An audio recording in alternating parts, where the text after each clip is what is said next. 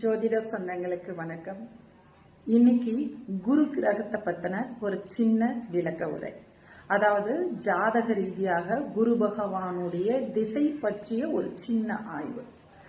சுப கிரகங்களே அதிசுபராக விளங்கக்கூடிய கிரகம் குரு பகவான்.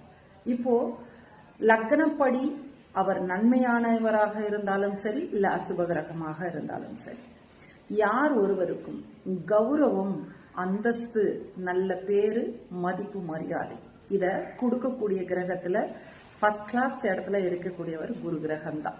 சரி, அந்த குரு கிரகம் சிலருடைய வாழ்க்கையில கொஞ்சம் தாறுமாறா திசையை நடத்திடுறாருன்னா என்ன காரணமாக இருக்கும்? இப்ப கௌரவம், அந்தஸ்து, நல்ல பேரு, மதிப்பு, மரியாதை, சமுதாய அந்தஸ்து இதெல்லாம் ஒரு மனிதனுக்கு நல்ல விதமாக கிடைக்கணும் அப்படின்னு சொன்னீங்கன்னா அவருடைய ஜாதகத்துல லக்ன சுபராக இருந்து குரு கிரகம் நல்ல இடத்துல அமர பெறணும். அதாவது நல்ல அந்தஸ்துல சுய ஜாதகத்துல இருக்கணும். இப்போ சிம்ம லக்னம்னு எடுத்துக்கோங்க. இந்த லக்னத்துக்கு 5வது இடத்துக்குடைய பூர்வ புண்ணிய ஸ்தானாதிபதியாக குரு கிரகம் இருப்பார். இப்போ இந்த கிரகம் உச்சபலம் அடைந்தாரு அப்படின்னு சொன்னீங்கன்னா லக்னத்துக்கு 12வது இடத்துல உச்சம் அடைவார்.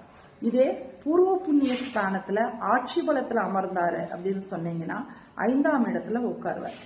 இப்போ இவரே அஷ்டமாதிபதியாக இருந்து 8வது இடமான மீன ராசியில் ஆட்சி பலம் பெற்றாரு அப்படின்னு சொன்னீங்கன்னா அந்த ஜாதகருக்கு போராட்டம்